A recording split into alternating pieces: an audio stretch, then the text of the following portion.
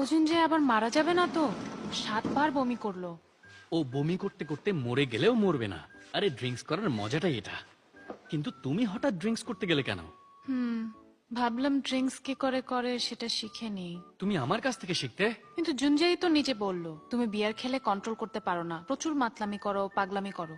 হ্যাঁ তা ঠিক, কিন্তু আসলে ওকে ড্রিঙ্কস করা আমি শিখিয়েছি। ও আমার স্টুডেন্ট।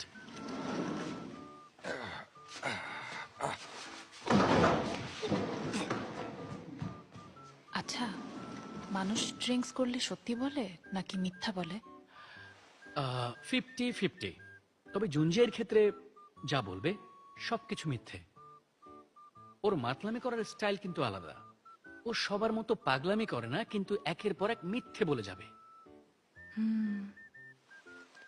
বুঝেছি।